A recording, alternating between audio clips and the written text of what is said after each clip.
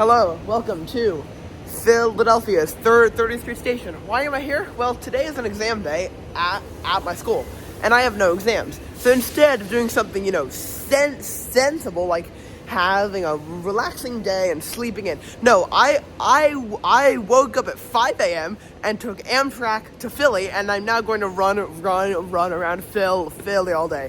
So with that, welcome to Philadelphia's secret charming Branchlines. My train should be coming soon. Here's some history, and I'll see you on board.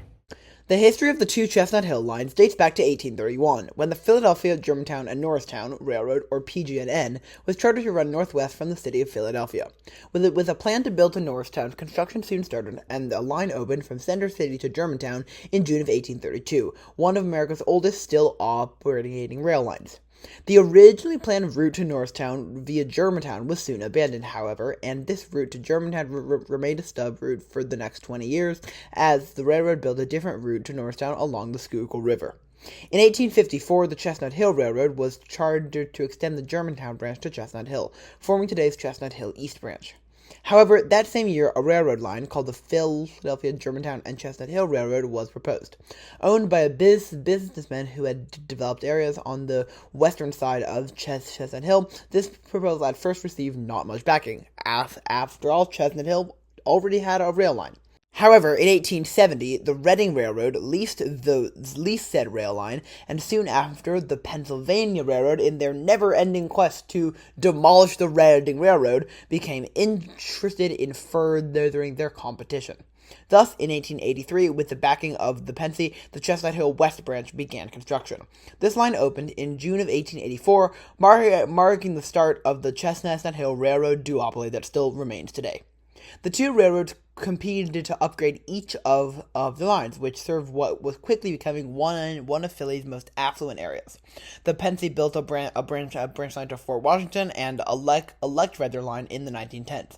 Not to be outdone, the Reading quickly electrified their line, opening in 1933. The two lines thrived during the mid-20th century, but like almost every single rail line in the country, by the 1970s they were struggling. In 1976, both the Reading Company and Penn Central, successor of the Pennsy, merged into Conrail, and in 1983, SEPTA took over. Despite the duplicative routes and SEPTA's near-constant tendency to be broke, no serious proposals were put forward to shut down either line. Even in the 1980s, when the Gresham Valley Viaduct on the Chestnut Hill West Line had to be replaced, SEPTA dutifully replaced it rather than shutting down the line. If I had to guess, I'd say this probably has something to do with the fact that Chestnut Hill is still extremely affluent and one of Philly's most affluent areas. So the rich people get to keep their trains. Sad, but probably true, because SEPTA is very mismanaged at times. If you live in Pennsylvania, call your state senators, call your state reps, call the governor and tell them to fund SEPTA. Anyway, with that little rant out of the way, let's go explore both lines, starting with the Chestnut Hill West. Alrighty, we are passing the zoo, which means we just went through zoo interlocking. This is Girard Ave that we're about to pass over. Fun fact, the PCCs are back. I'm going to ride one later, and I saw one on my approach. This is the skyline view. It's just epic. Also, the Schuylkill is frozen, so that's fun. Yes, this river is spelled Schuylkill, but it's pronounced Schuylkill. I don't know why either. So yeah. Fun. I'll see you at Poop, Needles, and Mildew. If I didn't include the last clip, that would make no sense, but North Philly Station, yeah, I'll link the miles vid, yeah, fun. Alright, so we stopped at North Philly Station, and you can't see this as well from the Chestnut Hill West Line, but here's a clip from my Zelda. You can see the long, high platforms, the, grandiose vibes, and yet this station used to be really, really important, because any Pennsylvania Railroad train coming from New York and going to any point west of Philly, so Harrisburg, Pittsburgh, Chicago, would stop here instead of a third, just so it didn't have to reverse in and out.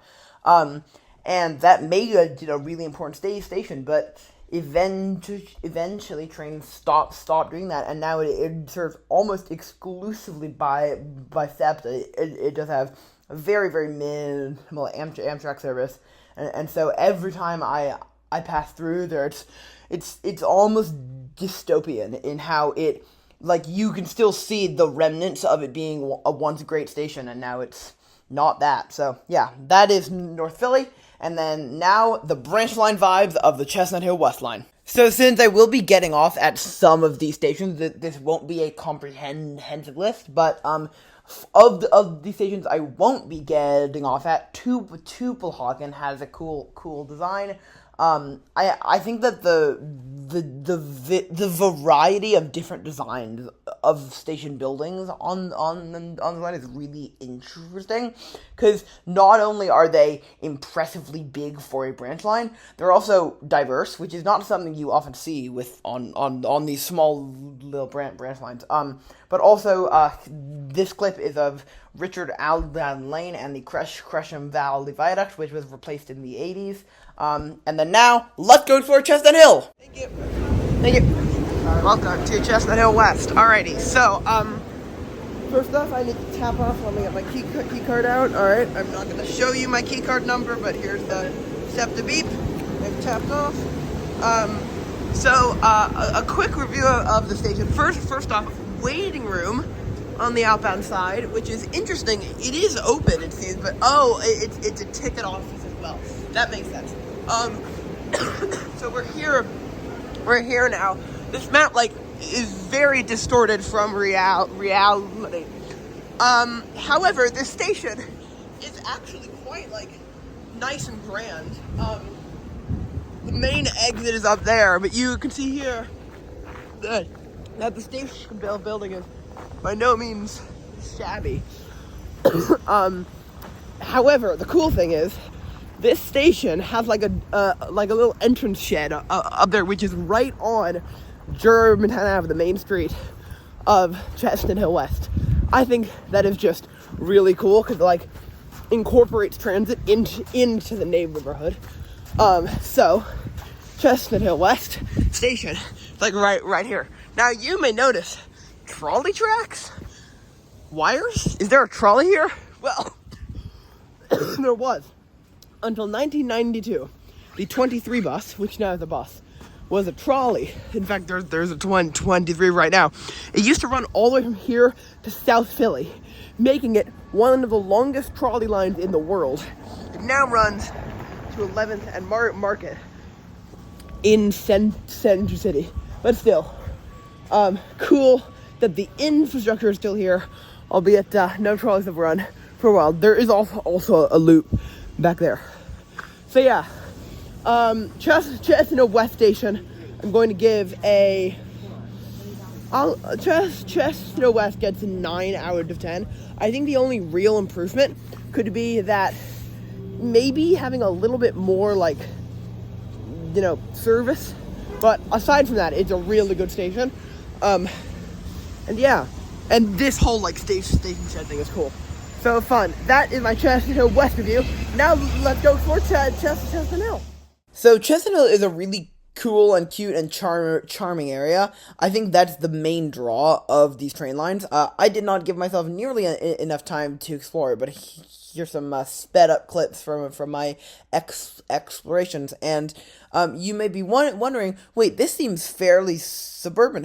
Why is it so charming and nice? The answer to that is trolleys. Trolleys make nice areas. This is just a fact. I mean, there's so many examples in the Philly area because Philly suburbs tend to be good, and because Philly never really ripped out their trolleys. But this is an example that even when you do rip out trolleys, the areas that they create are really nice. So yeah, streetcar suburbs, good.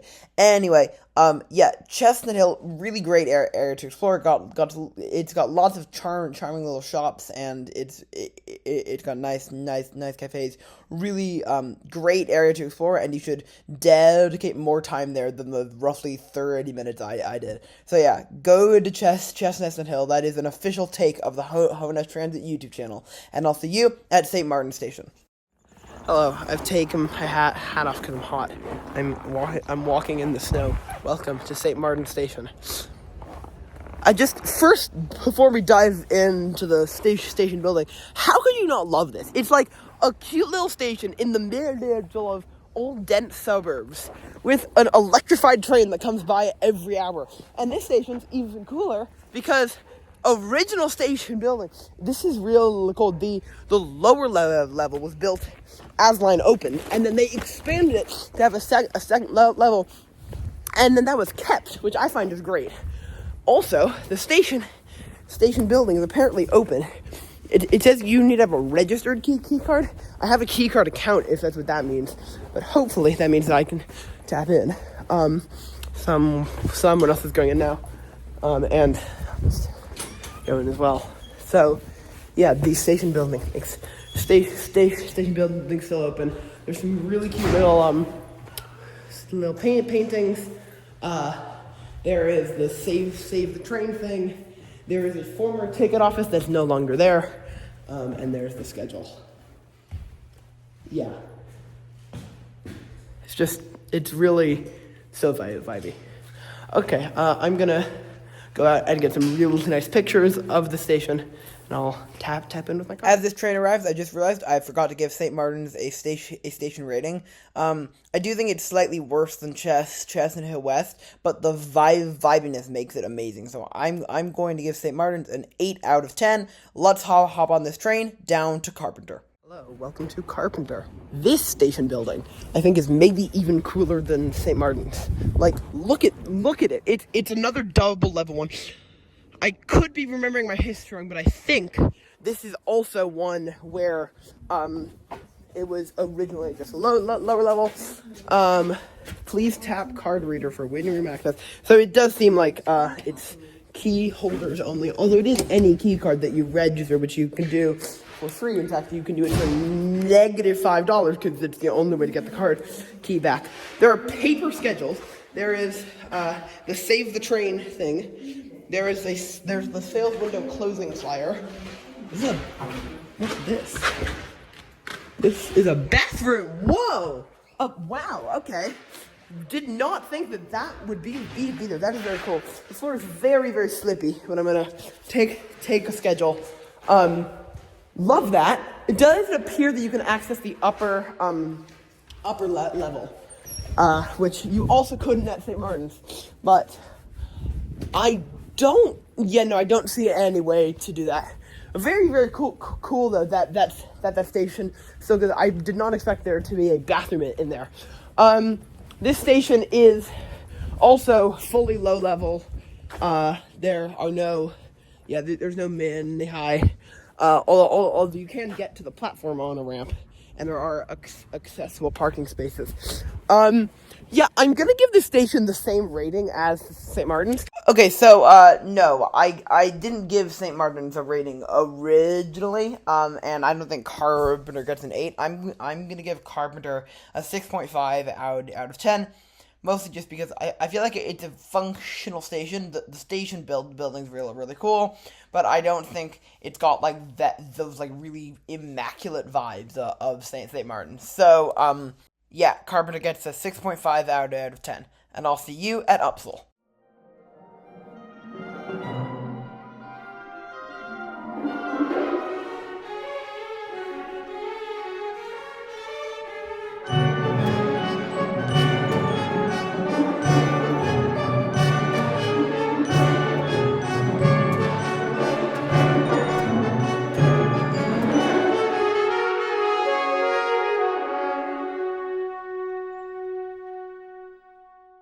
Alrighty, Upsal Station. So, this station building is very cool. It is another, like, 2-story one. Which is odd, because I thought this one was the 1-story. But apparently it's not. This one looks more similar to St. Martin. Oh, it's now a cafe. That's very cute. Unfortunately, the cafe is closed, so we can't go in. But I'm fairly sure that this one was also, like, the second lev was added. Although if that's wrong, I will put a freeze frame in now. But if it's not, then One thing I do find interesting is that this one is situated much closer to the tracks, and also does not appear to be an actual station building, or like you can't seem to access it unless, of course, the station is open. There's the schedule, which is indeed up to date. There's a small parking lot, which is being quite well used, which makes me wonder how many people drive to their Chestnut Hill station, because, of course, I mean, you don't have to drive. It's very, very walkable area, at least for suburbs. Old houses, and that's just a normal shelter. So I think this station is lower than than any of the three we've seen so far. I think I'm going to give this a 6 out of 10. Like, it's a perfectly serviceable station, but it is not accessible, and you can't access this unless the cafe is open. Yeah. Alright, so that concludes our explorations of the Chestnut Hill West Line, and then I headed up using the 23 bus to Mount Airy Station on the Chestnut Hill East Line. So, this line, unlike the Chestnut Hill West, is not cool station after cool station after cool station. It's really two main ones plus the terminus. The first one being Mount Airy, which is kind of, in a way, sort of a neighborhood station esque. It's sort of like the same types of vibes as the Chestnut Hill West Line, albeit it's not the exact same type of station. Both this and Gravers were designed by the renowned architect Frank Furness, and Mount Airy was opened in 1875. So yeah, Mount Airy Station isn't especially cool for one thing. It's just a nice station serving a very charming neighborhood that does have some interesting history inside the building. So Mount Airy is going to get a 6 out of 10, and now let's cut to Graver Station, which is incredibly cool and is a really unique design. Right. So this station's really cool. Basically, this building was also designed by Frank Furness, but it is much weirder and much cooler than Mount Airy. I find the design of it to be, frankly, I mean, I can't say I've seen any other station buildings that look like this. Yeah, it's very, very, very much unique. So, yeah, I guess I'll see if we can go in, because if we could go in, that'd be epic. I love, wooden deck. It does not appear that we can go in, but still, really cool. Love the, built-in shelter. That's really fun.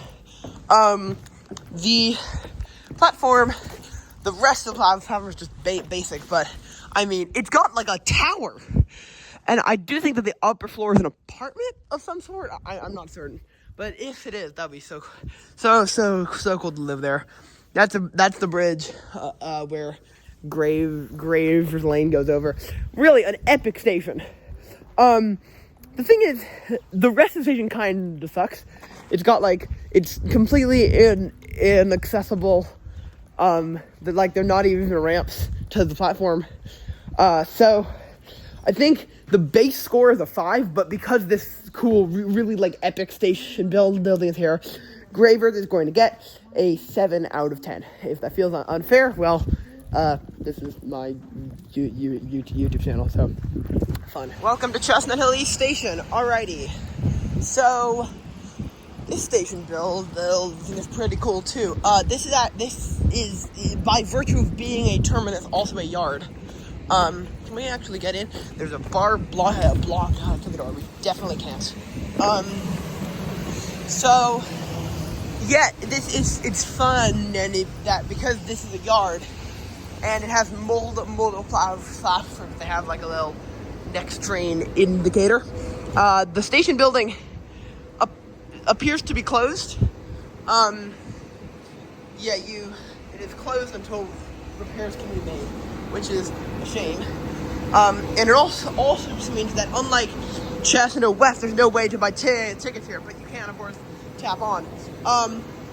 Yeah, Chestnut East, basically, it's a cool station.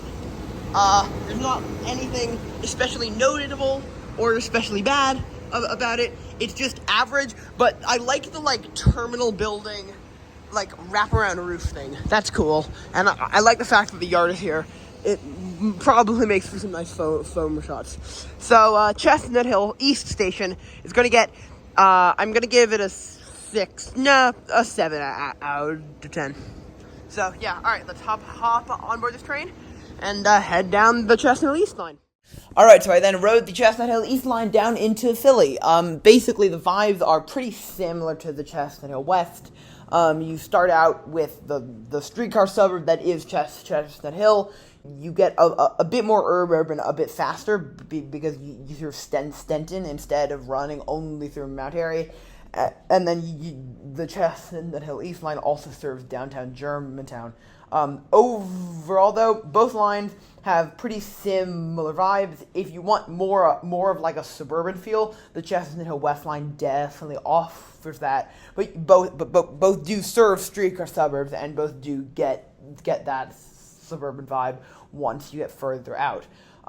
So yeah, that was the Chestnut Hill lines. So sorry for the really long video, but I am a sucker for these cool little interurban-esque lines. So thank you so much for watching. I hope you enjoyed, and I'll see you next week. Bye bye.